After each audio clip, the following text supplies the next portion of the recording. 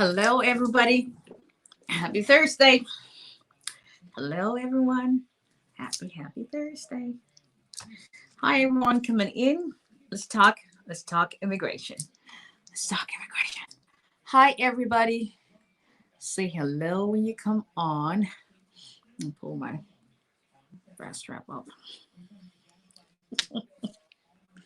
It's a ladies' world.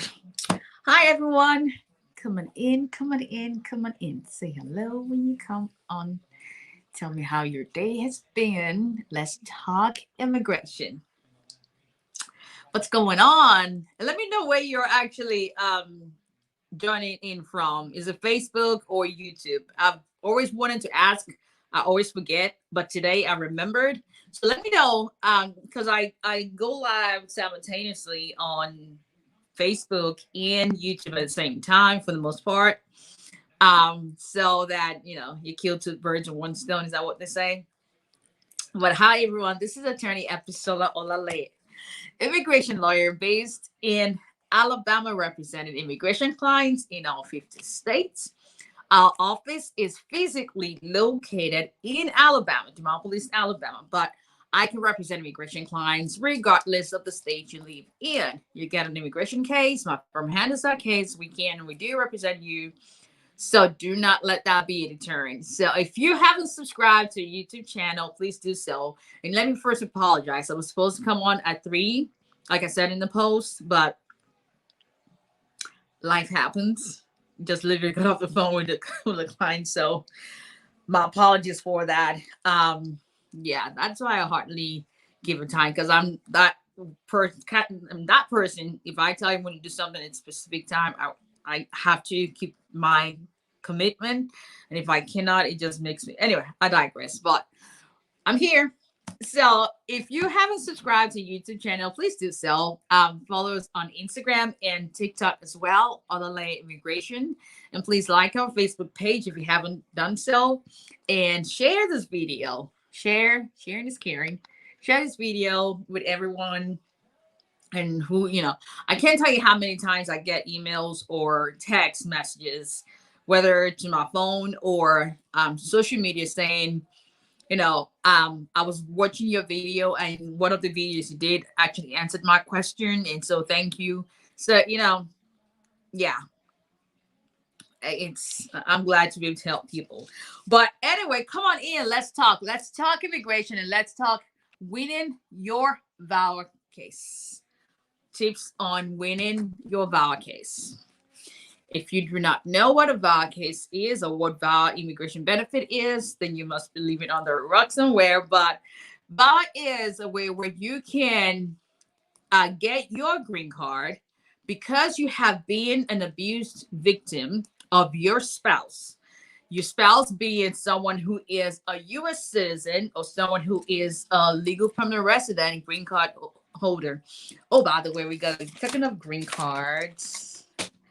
We got a green card today. We cover the, yeah, we got a green card today. See that, everybody? It's nothing, well, very few things more exciting than that. Just being able to call someone and say, I got your green card in my hand. You can travel. Yeah. But anyway, yes. So that is a way where you can file for your own green card without the knowledge of your spouse. If you have been abused by that spouse in your marriage, or even if you're no longer married, you're now divorced, but you're still able to file for about 2 years from the final date of your divorce, meaning the final the date of the final entry of divorce, within 2 years from that. And you can link the abuse you suffered to the reason why you got divorced. It doesn't have to be stated in your divorce decree, but it has to be, you have to be able to make a connection, whether it be during your therapy or your declaration. Somehow you must be able to make a connection between one and the other. So how do you increase your chances of winning your Vawa case? Let's start with this tips. And keep in mind, this is not legal advice to your case. This is information for you to have. If you need to have your case evaluated, then we can do that for you. over a proper paid consultation, either for 30 minutes or 1 hour, which is $125 or $225. So we can do that. This is just for information basis. But when you file your VAWA case, the goal is to win your case. The goal is to get your green card at the end of the day. And so it starts from before you even send in your case, making sure you have everything aligned and you have everything that should align to win your case. So first things first, have a checklist. Have a checklist that is going to be your guide so that you know that you can check off what you're submitting or what you need to submit to USCIS in order to make your case. Make sure that you are meeting all the elements. The importance of the checklist is so that there are specific requirements for a VAWA case. When you have a checklist, you're able to use that and check off all the requirements and making sure you have met those requirements as you prepare your case. So say, for instance, if you have a checklist for marriage evidence that you are legally married to that person, you're legally married to your abuser, or that you are legally married to your abuser. That number one. Number two, you have a checklist that you know to include the status of your abuser. Are they a citizen or are they a legal permanent resident? Copies of their birth certificate or U.S. passport, or a copy of their green card to show that they're a legal permanent resident. What that you shared residency with your abuser, meaning you live in the same house. There is no requirement for how long you should live in the house with them, but it's not a case of where you lived with them one day. One day is not enough to show that you had a good faith marriage, and that brings me to the next point: showing that you have a good faith marriage. How do you prove good faith? Good faith and shared residency go hand in hand. Because when you share residence with someone, you're living in the same place, right? When you live in the same place, you tend to have bills together. You tend to commingle your funds together. So you have bank accounts together. You have a life together. You have a child together who lives with both of you. So it kind of like intertwines one another. So your evidence for your shared residency and good faith will almost be identical, but you have to still make sure that you're addressing the shared residency part of VAWA requirements as well as the good faith marriage requirement of VAWA. Then you have to also prove that you suffered abuse, and then we'll get to that later. You also have to be able to show that you're a good person of good moral character. So that's what your checklist should contain. Your checklist should be able to say, okay, I need evidence of that I'm married or that I'm divorced, but I'm filing within 2 years from the divorce. I need evidence that my spouse is a citizen or green card holder. I need evidence that I shared residence with them. I need evidence that I had a good faith marriage with them. I need evidence that I'm a good person of good moral character. I need evidence that I'm physically present in the United States. I also need evidence that I suffered abuse. So that's that with the checklist. Number two, make sure that there are no inconsistencies between your VAWA filing and any prior immigration filing you have done. Example, if you are or you were the beneficiary of an I-130, I-485 combo that your spouse filed on your behalf, keep in mind that immigration has your record. So you cannot now go by another name or have a different date of birth from what you already have. Yeah, because that goes towards you being a person of good moral character. People always say, well, I don't have a copy of what I filed with immigration the first time. Guess what? You can do a FOIA request. USCIS FOIA request. That is asking USCIS to give you a copy of your file within their possession. And by that, once you get that, you can go through and refresh your memory as to what you filed in. Because when you begin to have inconsistencies between your previous immigration filings and now your VAWA case, that goes to hurt your credibility. And that is solely, completely based on you being able to have credible evidence to support or sustain every part of the VAWA case. Okay? So that's that. Number 3, make sure that you are using forms that are the current edition of your forms. Do not send in forms that are expired. The way you can make sure you're using the current edition is go to uscis.gov/forms website and look, and each form would give you the edition date.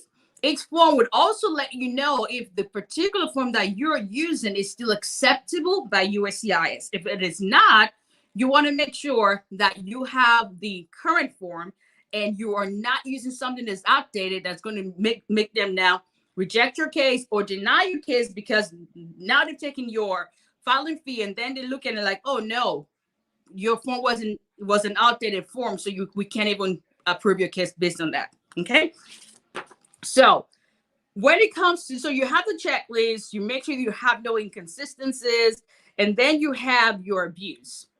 Vawa case is just not about the abuse, but Vawa case, what differentiates it from a regular marriage-based is the abuse element. Because when you file a marriage-based green card application, you still have to show that, you know, you shared residence with your spouse, that your spouse is a citizen or green card holder, that you have a good faith marriage, and you have to be able to prove the status of your spouse, meaning they're a U.S. citizen or legal permanent resident.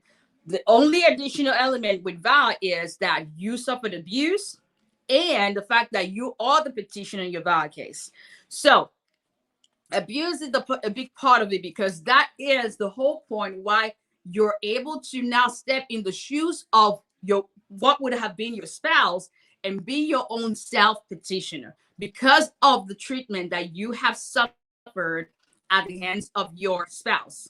How do you make sure that you are able to sustain that proof that you have suffered abuse?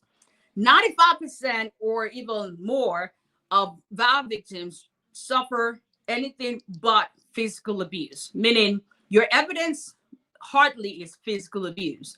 Many more times, people do not even understand that what they're being subjected to is abuse, and that can actually qualify them for VAWA. So if you don't have physical abuse, that's one question I get all the time. So how do I prove that I've been abused? That's where witnesses come into play. You know, how we just go about life and something happens to us that our spouse does, and then you've got this one friend that you can confide in and you've told them what you're going through, right? Now you get to the point where, okay, now I need to file my immigration paper. And you remember you've told your friend about that. That is someone who can be a witness and can actually attest and write an affidavit on your behalf, attesting to what you had told them or what they may have witnessed. Number one. Number two, your declaration is everything. Your personal statement, your declaration is everything. It is telling it, and you don't just say, oh yeah, so on this day at such a time, I was thrown out of the house, the end. No, you've got to lay the foundation. How did you meet this person? What did you feel about them when you met? When did you get married? When did you feel that was the right person? How long were you married for before you started noticing all those changes? What was the first incident that happened that made you feel, that's not right? What was the second incident that made you feel, who did you talk to about that? Do you have police reports? If you do not have that, did you seek counselor? Did you go to therapy? Did they refuse to go to therapy? What other incidents can you think of? Did they, hold you hostage? Did they seize your immigration papers so you couldn't work? Did they tell you when to come to the house, when to eat, where to go? Did they limit your interaction with friends? All of that is what needs to be included in your declaration. It is absolutely important not to leave anything out, because for the most part, a lot of people may not have anything but the declaration, and then you have your witnesses that help with your declaration.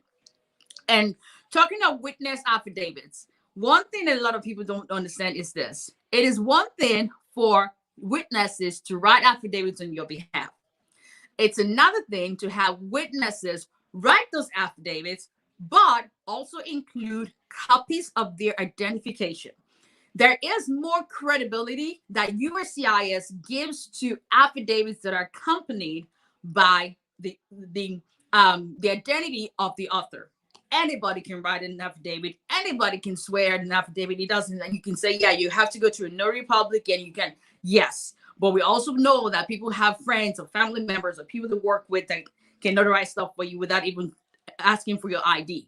But when someone not only attests to what they're saying, but is able to actually give immigration a copy of who to show who they are, that is something USCIS gives more credibility to than just an affidavit without any identity behind it. Big. Another thing that would help you to win your VAWA case is having a psychological evaluation. There's just one company that I use, knock on wood, I hope they never go out of business, and I knock on wood because I love that company, that I use for all my VAWA cases or 751 abuse-based waiver cases. They are as good as it gets. They will analyze your case. They will make you talk about things you didn't even expect you wanted to talk about. I literally had someone email me this morning and said, Sissy Lawyer, which is what my AKA name, that's another story, that I had no clue that I had this much bottled in.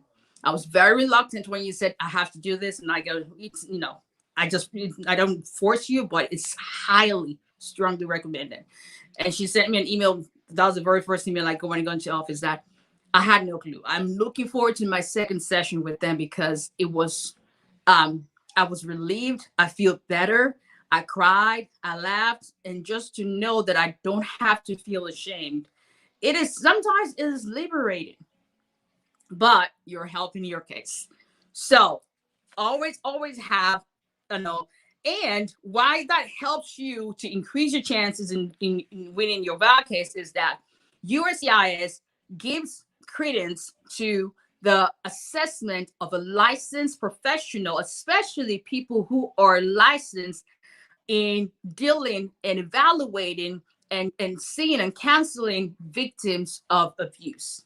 So this is that company that I'm talking about. That's what they deal mainly with immigration victims. So they know, and they use the power and control well to assess everybody, and that's what I use in my practice as well. And that's what USCIS uses. So it is like everything comes together and helps you form that case that you can actually increase your chances. No one can ever guarantee anything, but winning a VAWA case starts and ends with preparation. And knowing that you have that checklist that helps you start, and you go by that and you make sure that everything else checks out, and you're able to present a case that tells your story. Because you have to keep in mind, you don't get called for an interview in a VAWA petition. Now, the VAWA petition is separate from your 485. The 360, you do not get called for an interview. So everything that they base their decision on is solely what you send in as evidence. And if they don't believe that it's credible evidence, then that's the end. You want to make sure that everything you send in is credible evidence. So let's see. Have VAWA pending since November 2019, and last month that has changed to name was updated. We never requested for my name updated or anything. What can it be? It just means that they're working on your case. They're working on your case. And hello, my friend. Hello, my friend. How are you? Thank you. Try to educate. So that's basically what it means, Mrs. Sin. It just means that they're working on your case. That there's been an action. So if you filed in November 2019, they're actually working on cases received anywhere in July through October, November 2019. So the next thing you may be actually again may be your EAD card that comes when the VAWA petition itself is approved. So you may see the next thing you may see maybe can't talk about your case without a proper consultation, but it may be saying something in effect would be ordered your new card or something. If you see that under your VAWA number, that means your case is going to be approved. So that's what I would say that would mean. But anyway, all righty. Thanks to everybody who jumped on, and please share this video. Subscribe to YouTube channel. Follow us on Instagram and TikTok. I'm everywhere, people. And until next time, everyone. Bye-bye.